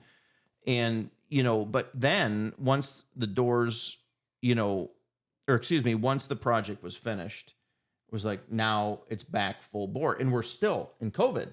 I'm trying to get Department of Health people up here to get us licensed. And everybody's in COVID mode, right? They're like, COVID we're mode. short staffed and we're No staff. shut down. So. And I'm like, I just want to help my people get their patients get their cataracts out. Like, can we get somebody up here, please? They were very good about it considering the circumstances. But you couldn't do step 2 until you completed step 1. You can't get Medicare until you had the state in there. You can't get accredited until you have Medicare. You can't get insurances. Yeah, there's no jumping back and forth. Like, well, since this is delayed, maybe I can take care of this. Yeah. No, because this has to happen first. This process went on for years, and it was things were delayed because of COVID. But man, I mean, I was just barreling. I had both guns just blazing, like, let's go. And meanwhile, I'm trying to, you know, take care of family. I'm trying to take care of my patients and take care of what we're doing. Well, this project was just like boom, boom, boom. And then, you know, so then it was finally 2021. Things were calming down a little bit with COVID, and we got Medicare approval. We got our accreditation, and then we had to start applying for commercial insurances. So telling you this because I think a lot of people just see this surgery center and they don't know what went They into don't know the it. backstory. And it's like, oh my God. I mean, I'm sure I took a couple years off my life getting that thing up and running.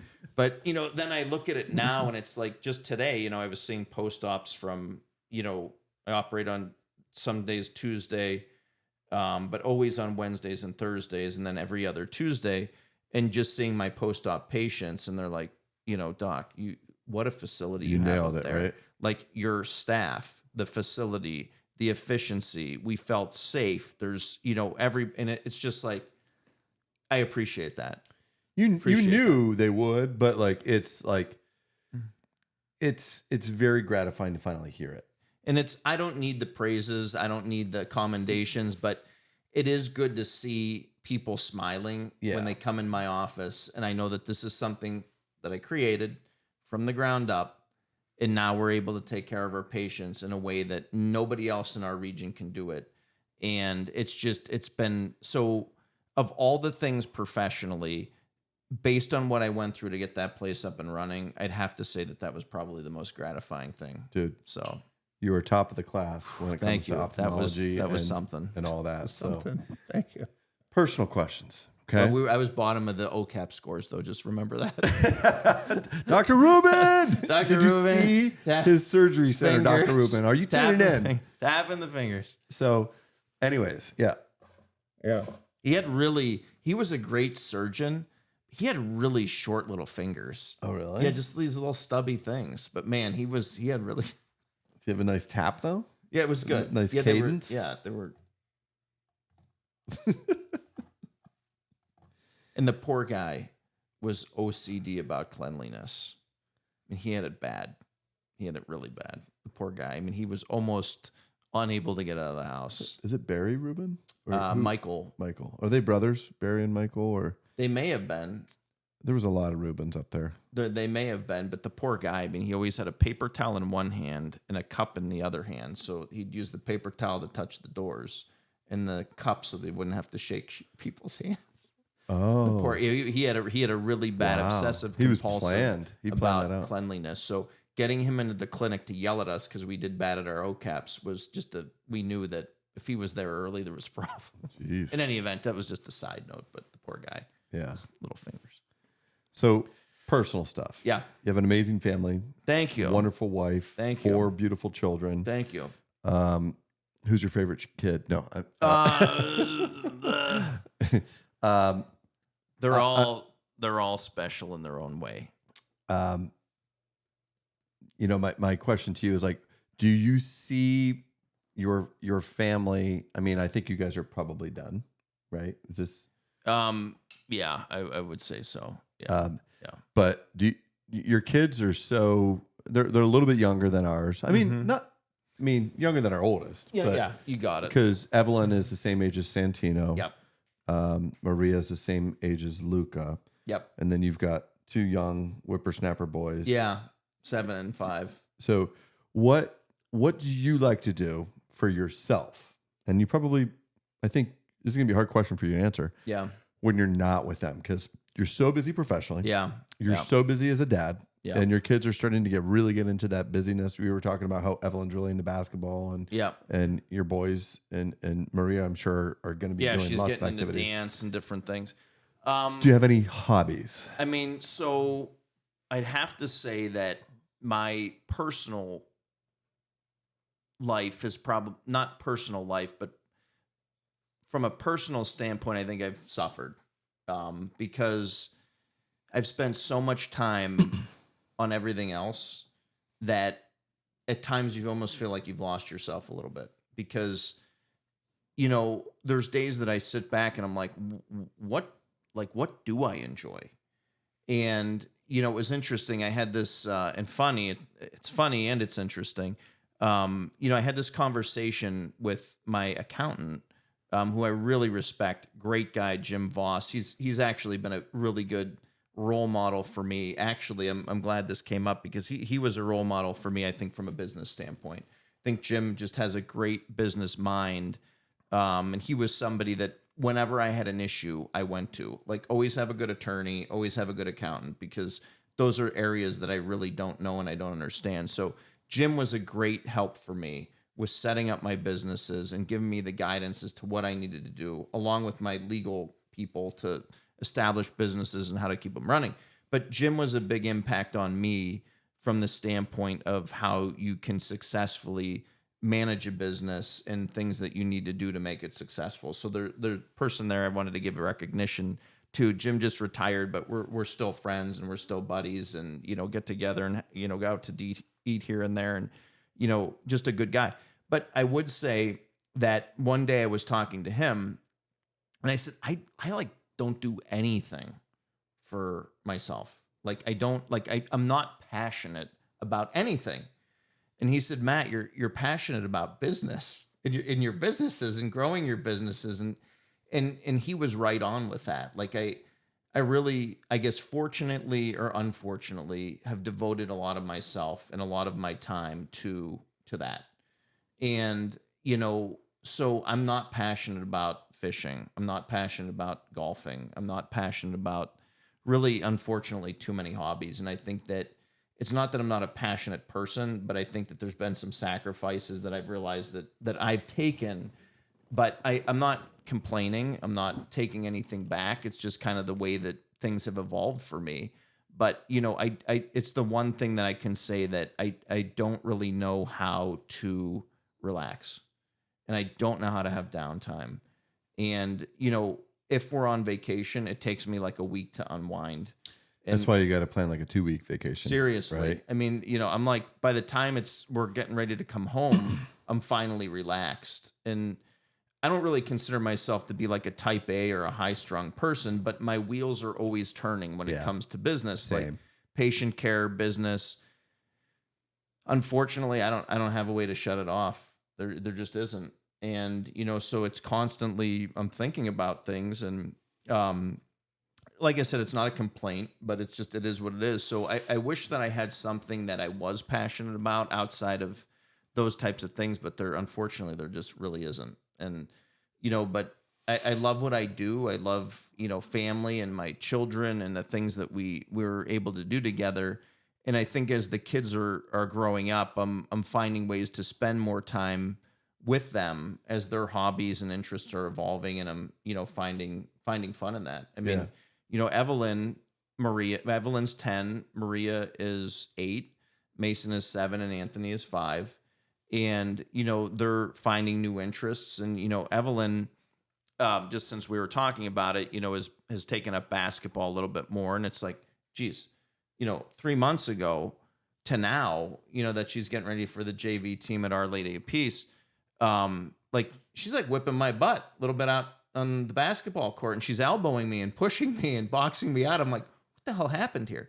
So I think that, I'm trying to. She could be a good player too, because Tara's tall, you're tall. Yeah. I mean, she could. You may have a college. Yeah, and I mean, athlete there. I'm the kind of person that, my kids, like, I want them to be involved in athletics because I think that it helps develop social skills above and beyond what they're doing in the class, team sports and camaraderie. I think that's so important with development of kids, and I think that, nowadays everybody's on electronics and they're on their computers, which my kids do too. But we make a point of telling them, like, you need to be involved in something. Like, I don't care what it is, but some team sport. So, but I'm starting to get more involved with their activities. And so that's kind of, but yeah, I mean, it sounds kind of pathetic that I don't have a great hobby, but I just don't. I do like cars. Cars have been a big thing for me. So I guess that is something that I enjoy. Over the years, probably the past decade, I mean, I honestly can't count how many vehicles I have had. And to me, I like to hunt for them. I like to negotiate for them. I like to acquire them. I like to drive them. I love cleaning my cars. And so, yeah, you can clean my cars if you want. Sure. Bring them out. Bring them out. We'll get them going. We got what do we need? Glass clean, whatever you got, we got it. So, but and then there's things that concepts that I'm working on, things that I want to do that I haven't done yet. There's a couple things that are kind of in the works peripherally on my downtime when I'm not, nights and weekends, that I've got a couple different concepts for different businesses that I'd like to look at and entertain. So I'm passionate about that. Like, that's something that I love to do. Like, I'm the first to admit to you that I don't succeed at everything that I do, right? And there's times that I have to admit failure, and I got to accept it, and I got to move on, and I gotta just learn from it. But, I come up with a lot of different concepts and ideas, a lot of which maybe won't take. But, you throw it at the wall, and if it sticks, great. You got it. So there's things that I'd like to do and things that I'm working on that maybe they'll stick, maybe they won't. But I guess that is something that I'm passionate about is stuff like that. So it may be a non-traditional type of hobby where a lot of people say, I want to go out on the lake and I want to walleye fish for 4 hours today and nobody can talk to me and my cell phone's out of range. I enjoy doing that, but I'm not passionate about it. But I am passionate about these other things and growth and entrepreneurship and looking at other businesses. So I think that that's something that's fair. It's almost, to me, therapeutic. Yeah. Because I can get involved in those kind of things and it does take me away. This was like a really long answer to your question, but I think I'm coming to grips with the fact that those are things that I really enjoy doing. Other people may see that as a stress point. I actually find it as a relaxation. Yeah. Yeah. No, I like it. Next question. Let's see here. You didn't realize I can talk this long, did you? Yeah, I mean, I'm hoping the memory cards that I got, Yeah, I they mean, have enough space there. being but- half Italian, I mean, is it like, it seems like it's going into the next day? Did we cross over into a new day? we have to go to the 7th inning shoe stretch a little early here. You're like, but make a note to self, try not to interview somebody that has Italian background that likes to talk as much as Matt does. yeah, well, I mean, then it's two of us, right? Right, it's going to eliminate some people, but, we like to talk. Salud. Salud. Chindan. So if you could retire tomorrow, Yeah. and I know you won't because I could see myself not retiring ever in my life. Yeah. I'm always going to have to do something. But like, is there one place on earth that you've been that you could see you and Tara just kind of like, and I know you'll always be involved in something, whether it's building businesses or this or that, but like outside of Erie, Pennsylvania, because I mean, this is always like, I love like the fantasy land of travel. Yeah. Where would you see yourselves going someday? So, like, for retirement mode, so I am not a huge traveler. I've been to a number of different places. I've never been to Europe. Kind of grew up going to the Bahamas because my grandparents had a place down there that we'd go and hang out. So I don't have as many experiences internationally, but traveling around the United States in different areas,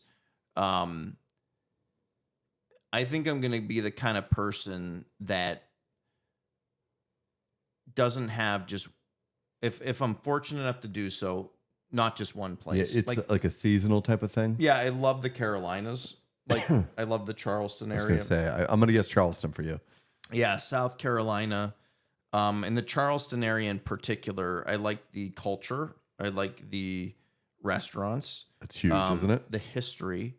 And I do love the ocean. I think there's something just mesmerizing about the ocean. And therapeutic. Therapeutic. You know, the Great Lakes are great, and there's a lot of awesome stuff about fresh water. But there's mystery to me in the oceans. And I've always had an interest in, like, as a kid, who isn't, like, pirates and shipwrecks and Yeah. looking for gold, and there's a lot of that type of history in the Carolinas. And I like the climate. You know, it's an area that it gets hot in the summer and it gets humid. Hence why you have some place for summertime. You got probably. it. So, you know, maybe you're down there for a little bit and then have a place up north is what I kind of see, you know, the future looking like. When you say up north, Erie, Yeah, I mean, northern Michigan.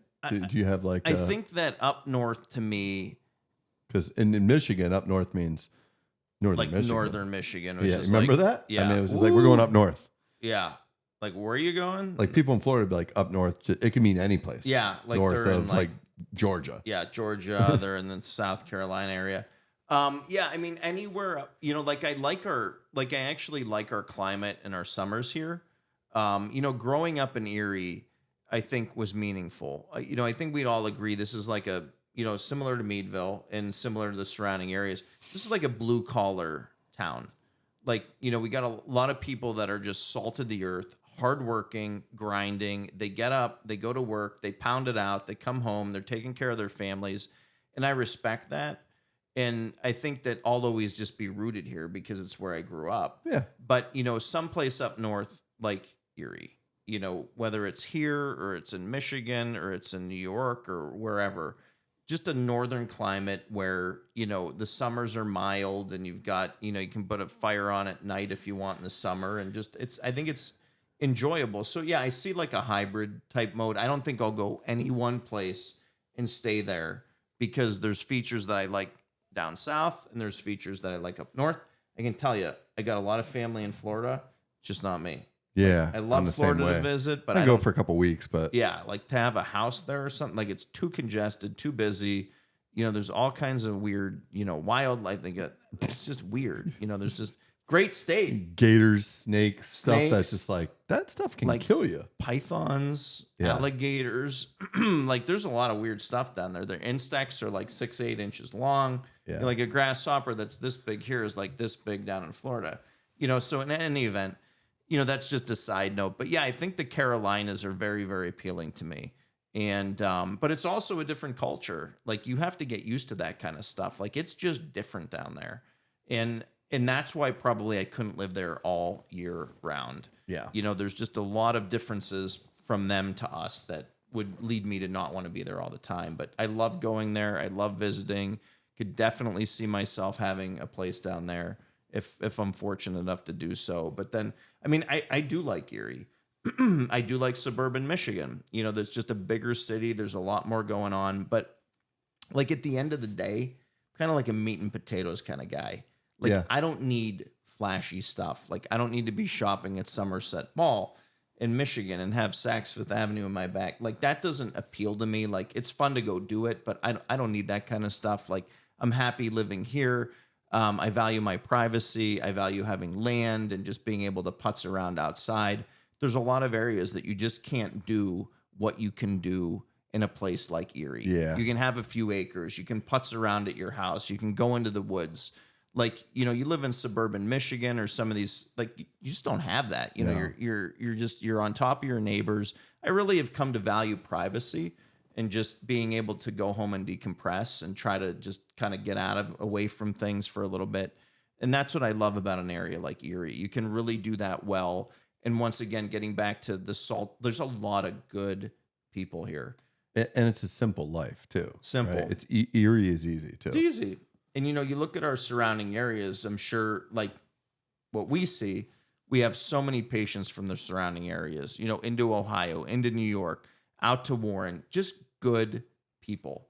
And I really, really appreciate that. You know, you go to some of these bigger cities and sprawling metropolitan areas, still a lot of good people, but it's also a little bit different. Yeah. And I really appreciate our patient population. And it's really made me just really, really thankful that I can provide services to our patients that they can't maybe get in their areas. And I love hearing their stories. I was going to say, they've got great stories. They've got great stories. Unbelievable. And that's half of the time when I get in and talk to my patients, it's not just about taking out their cataract. I want to hear about them. Like, tell me something. And where you were, where you grew up. Like, you know, so I try to have a personal experience with as many patients as I can. And, you know, those things are touching. And those are things like, you know, you'll just never forget. And you So- can't teach that either. Like I had a patient today that I had a 15-minute conversation about the Titusville 3-on-3 basketball tournament. Oh my gosh. And I was like, no, Dean was his first name, but and I was like, did you ever have anything to do with the Titusville 3-on-3 basketball tournament? Because he's from Titusville, and he asked me if we ever played basketball against each other. He's quite a bit older than me. I was like, no, but that Titusville 3-on-3 basketball tournament was one of my favorites ever. And he's like, man, I started that. He goes, I Wow. started that in 1992, and I ran it till 97. It went for 20 some years. And I was like, oh, I love that tournament. And I played in a ton of 3-on-3s back in the day. And that was always my favorite. And I said, those hoops, they were all wood, but they were like very shooter friendly because they had Yeah. a soft backboard. You could get Yeah. into a rhythm. You'd work And he the goes, I backboard. built all those. My Yeah. buddies and I built those. But so next session before we kind of wrap it up is, well, there's a couple more sections. We got the 17-inch shoe stretch. So Okay. you know me.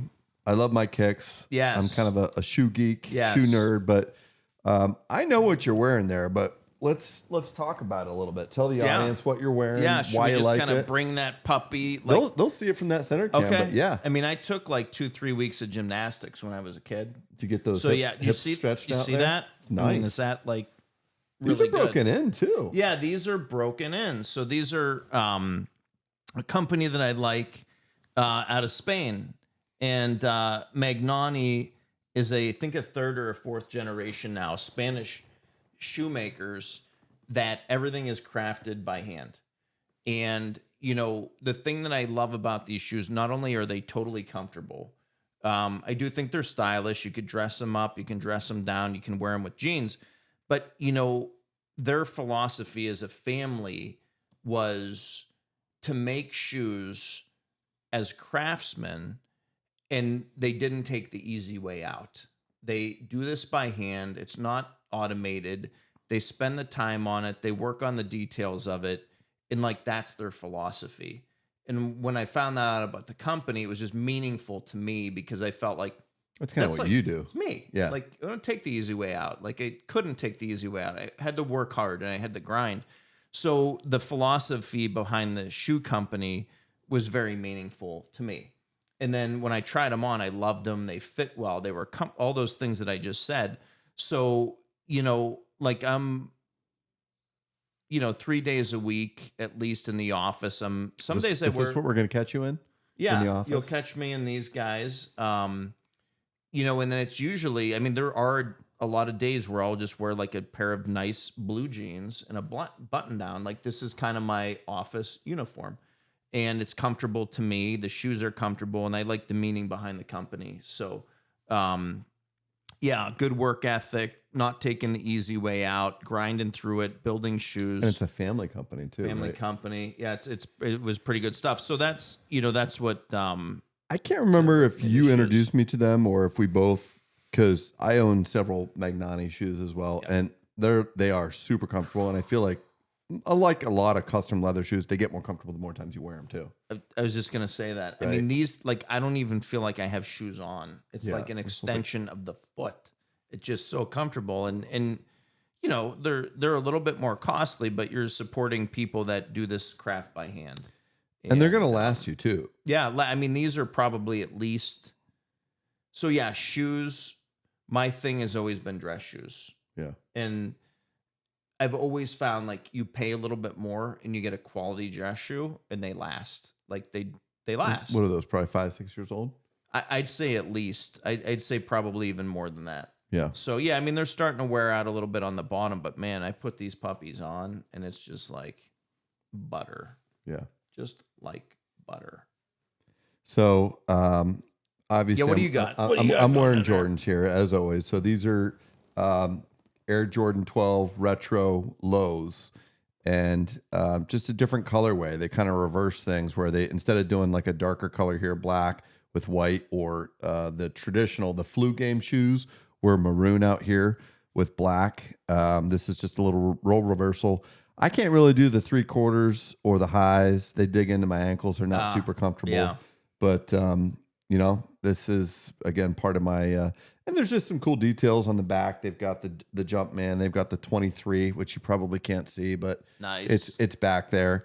And they're decently comfortable too. I mean, the Jordan 1s, which are probably the most simple, basic version that they have, Yeah, are by yeah. far and away the most comfortable Jordans that I've ever put on. Yeah. And each year, I feel like they got a little less comfortable. But Okay. in terms of style, these are right up there in terms of just the shape, the colorway, and the silhouette of them. But yeah, they're sharp and they look comfortable. Ladies and gentlemen, welcome to the main event. here it is, boys. Sawbones Challenge. Okay. This is number 6. So No you got swearing. you got some big paws. Doesn't mean I can play basketball. So rules are first one to 5. We alternate shots. You have it. Right here. Right here. Okay. Not even warmed up. Yeah, she's starting with the JV squad. No way. We might want to edit that one. That's not good. Pass, right? I like to spin. Yeah, I like it. There it is. There it All right, is. 1-1. Uh-oh. Oh. Get it, Luke. Oh. You close to the bank.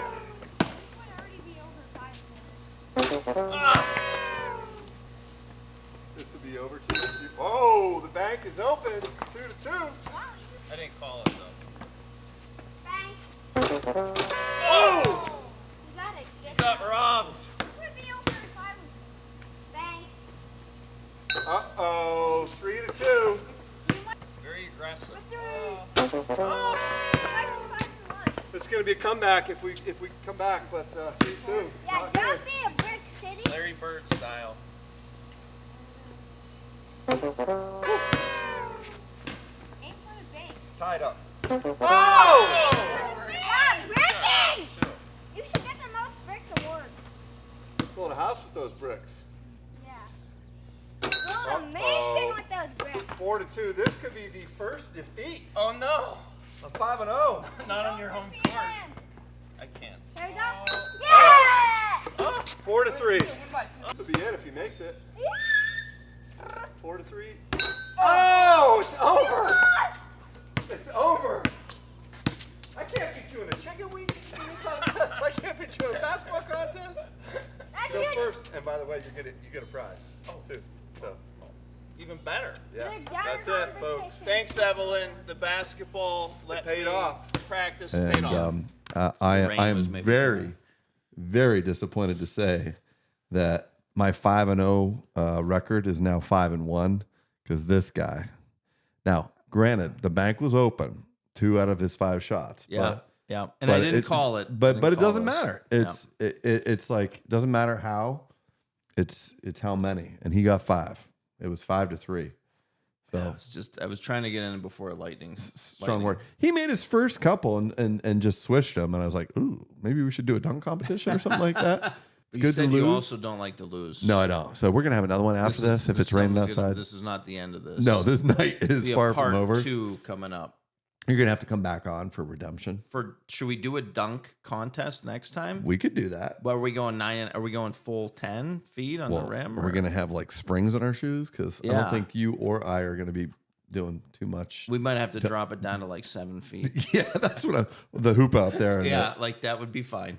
yeah. That'd be fine. So I guess in closing, Matt, where do you see yourself in 5-10 years? Yeah, good question. I think, just kind of keep plugging along here. I think that, the one thing that I've noticed and I've seen over the years in medicine is that the pendulum shifts. And, there were times that were favoring HMOs and PPOs and insurances and Medicare and all these different things. And, so at the end of the day, the pendulum will shift and we'll see different things from insurances and group practices. My goal is to be able to continue to focus on patient care and, making sure that they have a great experience. That's never going to change. People are always going to get cataracts. People are always going to have bad hips and knees. And I think we just need to work on our trade and perfect our craft and focus on getting good outcomes and taking care of our patients and also taking care of our staff. We can't do this stuff alone and we can't do it without them. Great point. And, I know you put a lot of time and effort into that, as do I. many props go out to them. We have zero tolerance for slackers at my practice and at the surgery center, and they know that. And, we've created a team of people there that are just, primo. And, so we'll continue to work hard every day and grind every day, and we'll watch the trends in medicine. But at the end of the day, we'll just deliver good care and, continue to spend time with the family and develop the kids and, make sure I'm doing everything that I can to be a good father to them and be there when they need me. And, most importantly, as a dad with daughters, to let those boyfriends know that, Which could be the Molly boys. Right. That's right. That's right. And I think that there may be some little bit of connections developing there already. And so, I just look forward to continued good times, good fun, and, our continued relationship and seeing, our kids grow and mature together. And, at the end of the day, those are really the important things. And I don't think that when the day comes that either of us will ever look back and say, God, wish I spent more time at the office, and I think that you have realized, and I have realized, as we have matured in our careers and our lives, we focus on what matters to us. And you have to trim and eliminate the fat in your life. And, there's things that we just maybe used to spend time on that we don't spend time on anymore. And, I think we got to say cheers to that because what's valuable and what you appreciate. And as we grow and evolve, I think that part of our lives will continue to grow and evolve as well. And, we're not going to spend time on things that aren't meaningful to us and aren't valuable to us and the families and to our kids. And it's just so important that, as life gets busier, we take the time to be thankful for what we have. And We're both extraordinarily blessed. Absolutely. Professionally, personally. And it's funny that you mentioned that because I said the exact same thing. I can't remember which guest it was, but I said there was somebody on I think LinkedIn that said, very few times are you going to say, I wish I would have spent more time at the office, or I wish I would have spent more time doing more surgery. But you probably are going to say at some point, like, I wish I would have spent a little bit more time with my kids. So whether it's me coaching any of my 3 boys sports teams, which I've done forever, we don't get that time back. So amen, brother. cheers. I want to thank you. Boom. This was fun. Really awesome. We're definitely going to do it again. Good times. We're going to do the Sawbones challenge again. The dunk challenge. Dunk challenge, because I think the guests are going to want to see that. Yeah, I'm going to have to even if it's on the mini hoop in here. But next time I'll be without my business socks and my business shoes. And by the way, Matt got me an amazing pair of shoes. He got me a Jordan 1 low. What was the name of the color? It was Coconut milk. Yeah, coconut milk. Coconut milk. And there's like foam exposed up here on the rim. Like the detail on these things, I'm going to be wearing them. Actually, I'll probably wear them the next time that I have you on. So. Awesome. I would love that. And, you know, I respect your appreciation for things that are meaningful to you. And just a little something. Just I'm like, the fine things, right? Add it to the collection, put it up in there, size 12s. and let's just rock those puppies. Love it, buddy. So Yeah. thank you very much. Thanks, Ryan. So anybody, I just want to say thank you again for tuning in. Please make sure that you give us your comments, give us your feedback, subscribe to our channel, and make sure that you're staying tuned, because at the end, we're going to give you a little sneak peek as to our next week's guest. We try to keep it exciting. We try to keep it fresh. Again, it's always going to be authentic. It's going to be genuine. There's going to be really no guardrails. We're going to tell embarrassing stories. But it's Hey Sawbones, my story, my passion. It's relationships with the people that I've grown to love, I've grown to appreciate, that have helped to shape me, helped to form me. And I want to thank you guys for tuning in. So have a great night. Take care, guys. What brought you to Erie, Pennsylvania, and kind of all those little steps in between? Yeah, so I grew up in New York City area in Queens. I started my college education at Boston University, played on the baseball team. They just started talking about all the players they've had drafted and all the championships they won, and I think they were number one in the country. And Boston University was just a great academic school and a lot of fun. But I was so impressed with Lewis University and their drive to win and the way they ran this program. And I decided I'm going to go to Lewis University. I'm going to transfer to Lewis University, finish my last 2 years of college baseball at Lewis University. I was going to say, I feel like yeah. the volleyball team at Mercyhurst played Lewis University. Right, yeah. Point. So there was definitely a Lewis Mercyhurst rivalry going on in a few sports, but the soccer program was really top of the region. And my senior year, I think we actually played Mercyhurst in baseball. Okay. So I'd never even heard of it. Yeah. And did you have triptychs? Remember those? We didn't have anything. I mean, it was literally old school paper map. Yeah. And I just remember thinking, where am I going? This is so far. This is a 7-hour ride. And then even though it was January, you drive in those gates and it's like, this place is unbelievable. Yeah.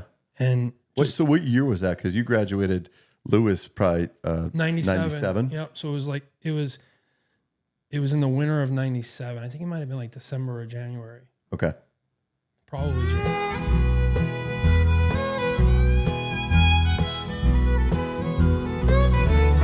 Well, I have loved some fishing in the outdoors where I'm free.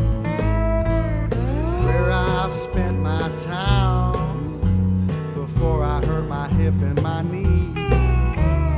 When that doctor asked me, son, how'd you get in this condition? I says, hey, Sawbones, I'm just carrying on an old family tradition. I wanna know, Doc, why do you think I got this pain in my joints from years of playing hard in this life that's too short? When that doctor asked me, son, how'd you get in this condition? I says, hey, Sawbones, I'm just carrying on an old family tradition. Yeah, yeah,